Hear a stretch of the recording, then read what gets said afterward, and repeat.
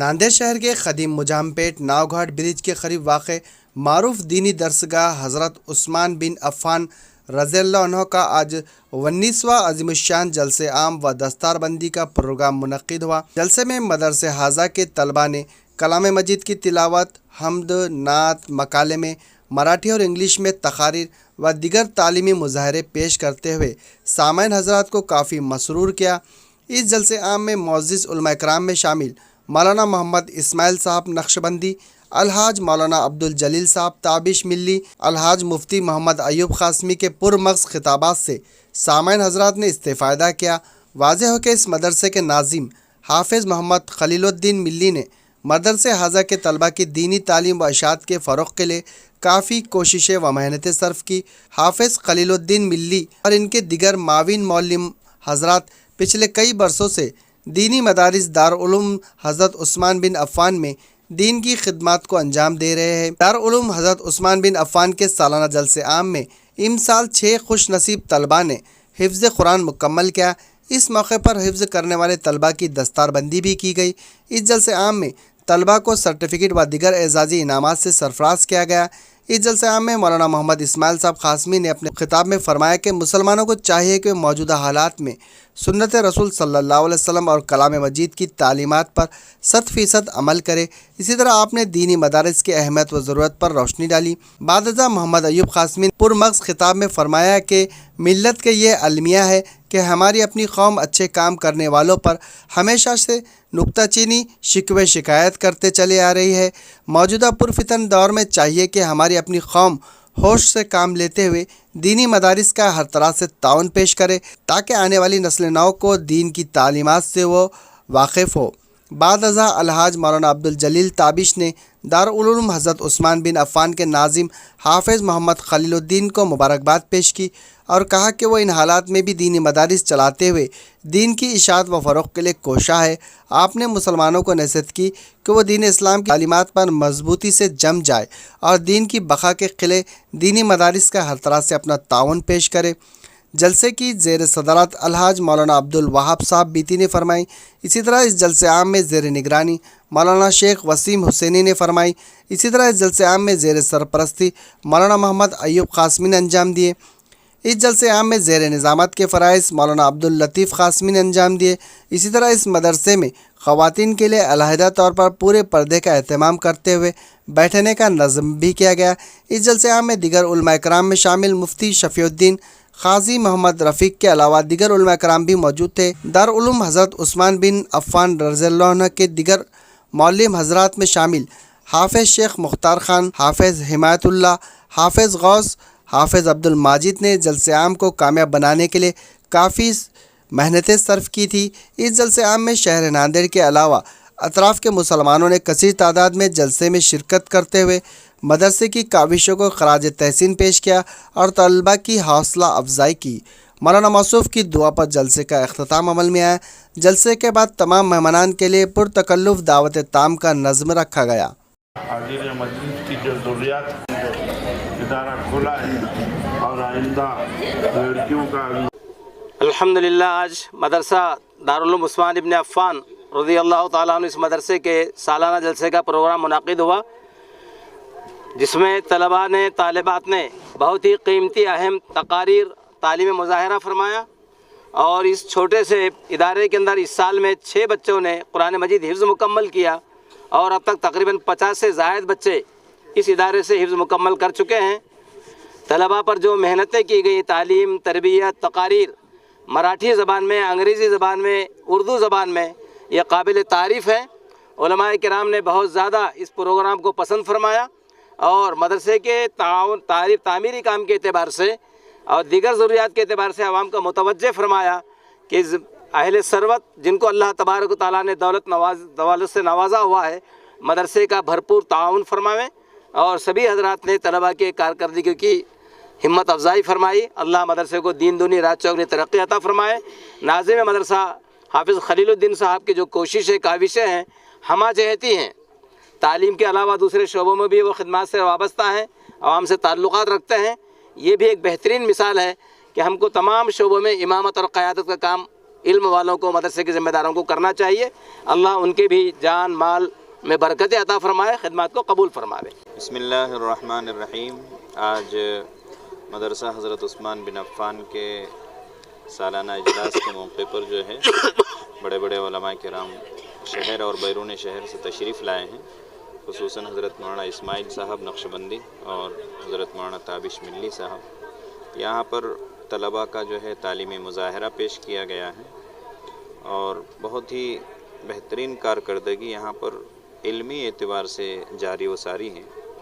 خوش آئند بات یہ ہے کہ ہمارے علاقے کی جو زبان ہے، مراٹھی زبان، اس زبان کے اندر جو ہے جس طالب علم نے تقریر پیش کی ہے وہ بہت اچھے انداز میں پیش کی ہے۔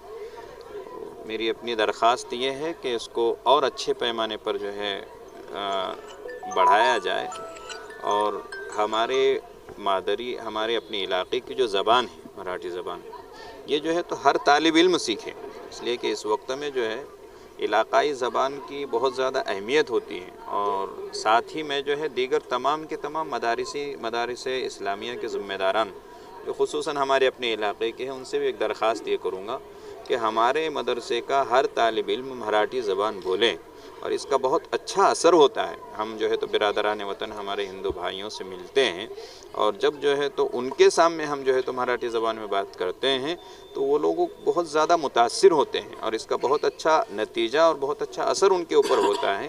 اس لیے سب سے زیادہ ضرورت ہے ایک تو مراٹھی زبان، ہم اپنے دین، اپنی تعلیمات اپنی زبان میں پیش نہیں کر سکتے، سب سے زیادہ ضرورت ہے کہ ہم مراٹھی زبان سیکھیں، انگریزی زبان سیکھیں، اور اس کے اندر جو ہے ہم اپنے جو ہے تو دین اور تعلیم اور دین اسلام کا جو ہے تو مظاہرہ پیش کریں، اس کی وجہ سے جو ہے بہت اچھے اثرات مرتب ہوں گے۔ بہرحال میں مبارکباد پیش کرتا ہوں حافظ خلیل ملی صاحب کو، جنہوں نے جو ہے تو بہت اچھا تعلیمی مظاہرہ طلباء کا پیش کیا ہے، اور ساتھ ہی جو ہے اپیل کروں گا کہ اس مدرسے کو جو ہے شہریان ناندیڑ خصوصیت کے ساتھ توجہ دے۔ آمین ثم آمین۔ الحمدللہ، آج مدرسہ حضرت عثمان بن عفان رضی اللہ تعالیٰ عنہ کے سالانہ اجلاس میں شرکت کا موقع ملا۔ ادارے کے بانی اور ناظم اعلیٰ حضرت حافظ خلیل الدین صاحب ملی دامت برکاتہم اور ان کے اسٹاف کی محنتوں کو دیکھ کر تمام ہی علماء کرام نے بڑے اچھے تاثرات کا اظہار کیا۔ علماء کرام اور اکابرین امت کا ایک بڑا طبقہ یہاں پر موجود رہا، جس میں حضرت مولانا محمد اسماعیل صاحب قاسمی لاتور اور حضرت قاضی شریعت مولانا مفتی محمد ایوب صاحب دامت برکاتہم، مولانا عبد الوہاب صاحب اور دیگر ہمارے علماء کرام شریک رہے۔ مدارس دینیہ اسلامیہ کا کردار یہ کسی سے ڈھکا چھپا نہیں ہے۔ بنیادی مقصد تو بہرحال یہ ہے کہ ہماری نسل وہ اسلام اور ایمان پر قائم رہے، لیکن مدارس اسلامیہ ہی کی برکت سے اور دارالعلوم دیوبند کی مجاہدانہ قربانیوں سے ہمارا ملک ہندوستان یہ آزادی سے ہمکنار ہوا، اور آج بھی ملکی سطح پر یہ مدارس دینیہ بہرحال انسانیت نوازی اور تمام ہی ملک کو مختلف اقوام کو باہم جوڑنے کا کام کر رہے ہیں۔ موجودہ حالات میں علماء کرام کی حالات کے تناظر میں سب سے بنیادی فکر یہ ہے، چونکہ ہماری حکومت ملک کی تہذیب اور پرمپرا اس کو ختم کرنے کے قوانین نافذ کر رہی ہے۔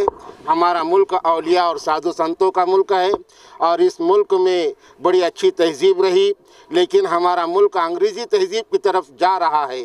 لہٰذا علماء کرام اس بات پر بڑے فکر مند ہیں کہ ملت اسلامیہ کے ایمان اور عقائد کو ہم کیسے بچائیں، چونکہ ایک طرف تو عصری تعلیم سے ہم دستبردار ہو نہیں سکتے، اور اس سے زیادہ ہم اپنے ایمانیات کو چھوڑ نہیں سکتے۔ لہٰذا دینی مدارس اور مکاتب کے استحکام کے ساتھ عصری تعلیم میں ہم اپنے بچوں کو آگے بڑھائیں گے۔ اسی کی ایک کڑی मदरसा हज़रत उस्मान बिन अफ़्फ़ान रज़ी अल्लाह ताला अन्हु है।